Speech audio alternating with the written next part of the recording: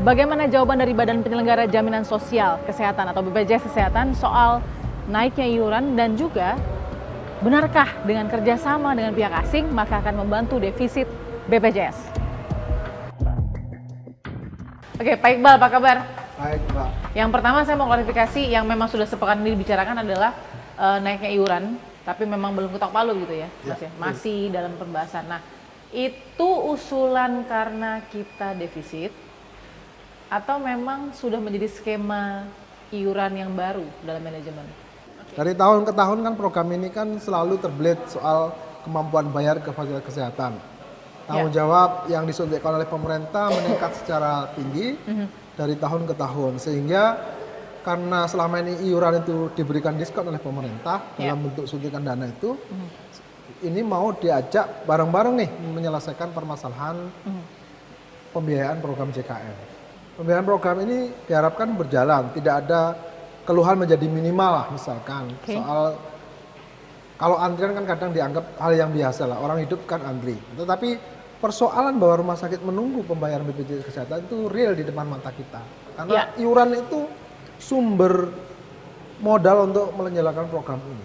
Iuran ini kan seperti kaki-kakinya BPJS juga begitu, paling tidak. Untuk siapa? Untuk masyarakat juga. Nah, sudah benar belum cross subsidize atau subsidi silang yang dilakukan?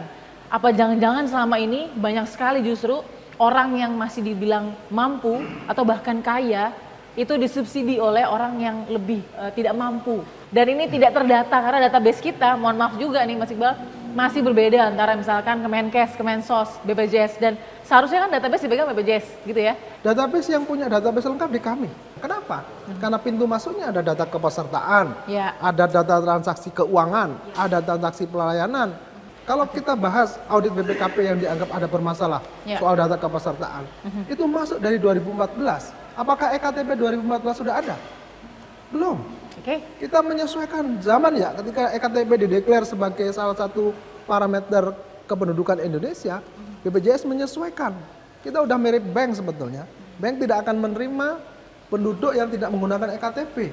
Kami juga begitu, supaya datanya valid harus ke server Dukcapil untuk dicek. Benarkah Mbak Balkis ini beneran penduduk Indonesia? Jangan-jangan banyak Balkis, orang yang sama tercecer di KTP-nya banyak sekali. Jadi tidak tepat sasaran, bukan saya yang menerima gitu, tapi bukan. Orang-orang harusnya orang lain yang berhak.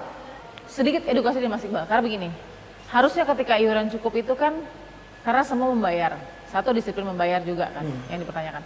Kedua, jika memang uang yang kita keluarkan adalah untuk mengobati penyakit kita. Banyak sekali yang ramai juga dibicarakan dan keluhan-keluhannya adalah banyak nih penyakit orang yang mampu yang juga punya BPJS. Katanya lagi tren juga nih Mas Iqbal, orang-orang yang mampu dan kaya suka pakai BPJS. Basis itu harus menggunakan data ya.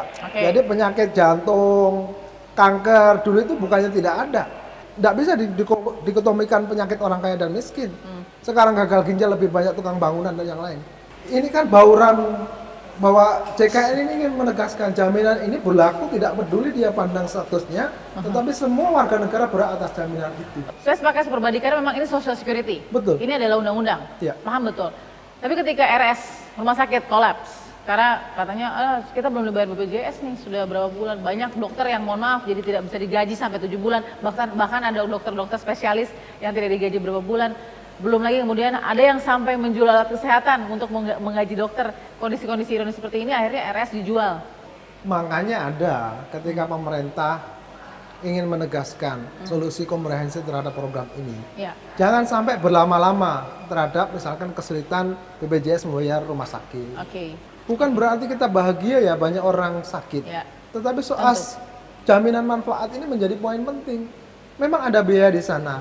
Kontribusi negara cukup besar. 96 ditambah 37, luar biasa itu yang di cover oleh negara. Sehingga masyarakat juga harus didorong untuk membayar dengan rutin. Satu, kita sepakat tadi iuran membantu defisit BPJS. Ada juga masukan dari Kementerian Maritim ya, Menko Maritim ya, Pak Luhut Binsar Panjaitan ya. Ini ada masukan, saya nggak tahu kacamata BPJS bagaimana menerima masukan ini, mengatakan bahwa untuk bantu defisit BPJS, itu kita gandeng perusahaan asuransi Cina atau asing ya, dari Tiongkok ya, yang bernama Ping An. Bukan hal yang tabu sebetulnya kita berkoordinasi dengan semua pihak. Kan kita tidak melihat labeling. dari negara manapun kan tidak. Kan ini baru kenalan ya. Kalau ada pihak BPJS juga di sana dalam perkenalan ini? Kan Pak Dirut diminta menghadap Pak Luhut, lalu ketemu dengan perusahaan itu. Ya? Baru kenalan, nama saya Iqbal, nama Mbak Belkis, begitu baru. Belum hal yang lain. Oke, jadi mungkin nggak dengan kerjasama itu bisa membantu defisit BPJS jadi berkurang? Kan defisit itu sumber masalahnya bukan IT toh. Sumber masalahnya itu iuran yang tidak mencukupi. Ditambah ada yang peserta tidak membayar. Apakah dengan aplikasi nantinya orang yang tidak membayar menjadi sadar untuk membayar kan karena dimudahkan soal teknis membayar. Tetapi BPJS Kesehatan kan tidak berdiam diri. Sekarang di download mobil JKN itu sudah ada ketersediaan itu. Tentu karena ini masih awal sekali, tentu kita tidak bisa ya menafsirkan apa yang dikehendaki oleh PN. Tetapi poin pentingnya adalah BPJS Kesehatan itu sebagai badan hukum publik bertanggung jawab penuh terhadap keamanan data peserta dan yang lain. Itu tujuan kita. Seandainya di masa depan ada kerjasama itu, Mas Iqbal, hal apa yang harus dijaga? Karena soal database. BPJS Kesehatan berkewajiban data individual yang dilindungi undang-undang itu dijaga betul. Kami concern terhadap ini sehingga berhati-hati sekali untuk mau menyerahkan data kepada pihak di luar BPJS Kesehatan. Jadi kalau sampai naik 100% defisit selesai ya? Karena nanti pasti masyarakat gini, nanti defisit lagi, naik lagi. Kan tidak cuma iuran ya, ada perbaikan kita bagaimana tata kelola untuk kasus-kasus di rumah sakit. Kalau cukup di puskesmas, kenapa harus ke rumah sakit? Jangan sampai itu justru penyebab biaya karena banyak kasus yang cukup ditangani puskesmas harus dirujuk ke rumah sakit. Mas Iqbal, terima kasih sudah memberikan keterangan lengkapnya dengan tim fakta ya. Kita juga sudah dengar tadi, memang masih ada PR di sana sini. Satu, database yang juga cukup sulit juga ya, Mas Iqbal, untuk dikontrol karena jalannya selalu by minute, real time itu terus bergerak. Kita akan temukan fakta berikutnya. Kita masih menunggu Bang Fahri Hamzah. Kita ingin mendengarkan bagaimana suara dari DPR melihat usulan dari Kemenkeu untuk menaikkan iuran BPJS, plus ada juga kemudian kontribusi perusahaan asing asuransi Cina. Benarkah akan membantu defisit BPJS yang terjadi? Kita akan tanya. Bang Fahri. Apa kabar? Apa kabar Bang? Ini ada masalah apa lagi? Di sela-sela launching buku ya. Selamat ya Bang, launching bukunya. Kita masih serius ingin mendengarkan bagaimana DPR bersuara juga, karena tentunya dengan pergantian ini juga pemerintahan terus berjalan dengan beberapa usulannya. Salah satu yang paling baru adalah Kemenkeu, Kementerian Keuangan kemudian memberikan permintaan atau usulan untuk menaikkan BPJS, iuran BPJS sebesar 100% untuk kelas 1, 2, 3. DPR melihat usulan itu seperti apa? Jadi sebenarnya BPJS itu ada ketidakmampuan memprediksi sebenarnya penerima bantuan BPJS itu seberapa banyak sih. Komisi 9 menduga itu ada kelebihan 27,4 juta. Jadi ini sumbernya dari mana? Karena ketidakjelasan database. Kalau yang mau kita layani ini nggak jelas jumlahnya, maka BPJS tidak bisa memprediksi berapa tanggungan yang mesti dia berikan, berapa uang yang mesti disiapkan. Nah akhirnya kan BPJS-nya itu tanpa penjelasan defisit, triliunan defisitnya. Lalu diserahkan ke Menteri Keuangan. Menteri Keuangan pikirannya pendek, bebankan lagi kepada masyarakat. Nah, itu yang menurut saya tidak bijaksana. Setiap ada masalah, bebannya ke masyarakat. Tadi Abang bilang soal kita punya defisit yang luar biasa, nggak bakal ketutup-tutup dengan kondisi sekarang.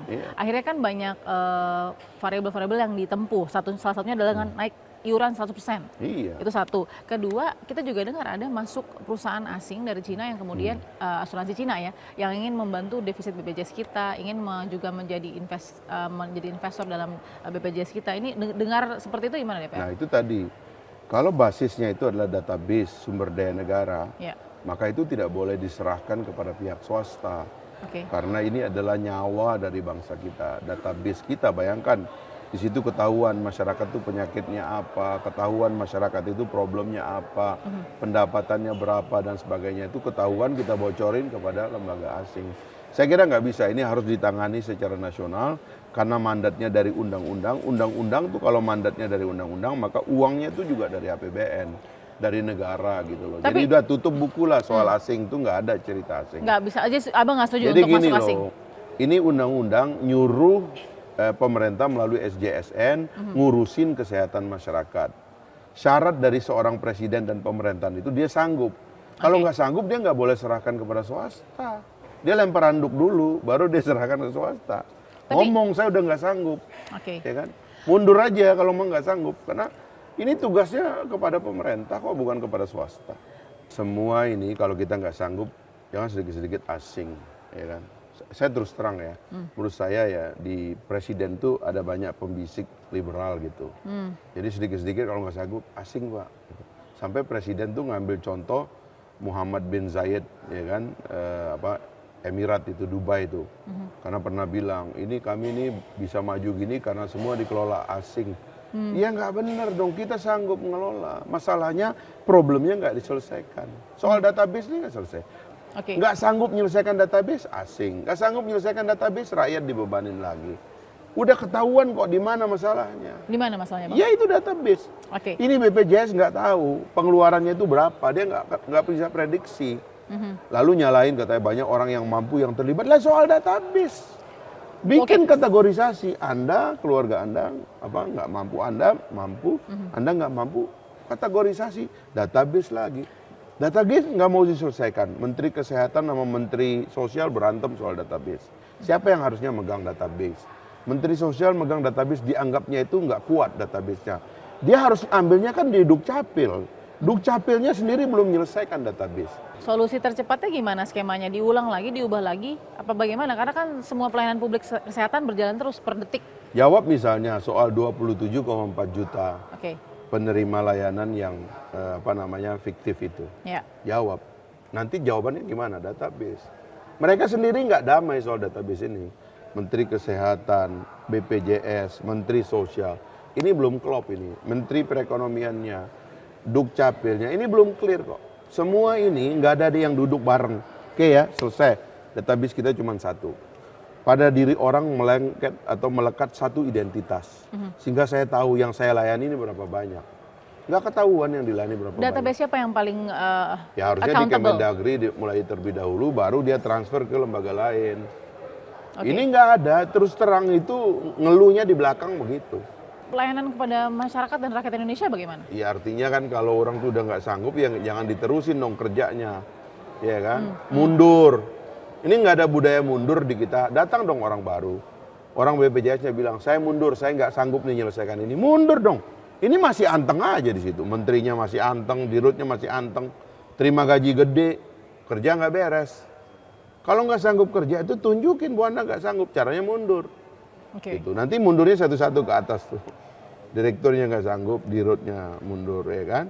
Ini menterinya mundur. Ke atasnya lagi harusnya mundur kalau nggak sanggup. Jangan sedikit-sedikit bebanin rakyat, tunggu asing. Bebanin rakyat, tunggu asing. Tapi kebutuhan kesehatan kan per detik, Abang. Iya makanya, ya kan? Kemampuan kita harus lebih cepat dari itu. Jadi, ini kan mau membebani rakyat. Jadi iuran naik tapi perusahaan asing juga masuk gitu. Terserah, tapi jangan bebani rakyat. Tapi kalau soal kebocoran data kepada asing itu bisa menjadi keamanan nasional dan presiden bisa dituntut ya sebagai masuk ke dalam pasal-pasal yang menyebabkan presiden bisa dijatuhkan. Kalau terjadi kebocoran data nasional kepada pihak asing. Baik. Nah, gitu. Kalau nggak sanggup bilang saya nggak sanggup, saya mundur gitu dong. Kan enak kita lihat setiap hari itu ada orang mundur karena nggak sanggup. Ini udah nggak sanggup, anteng aja di situ. Baik, Bang Fahri terima kasih sudah berbagi dengan tim Fakta. Kita akan ketemu fakta berikutnya.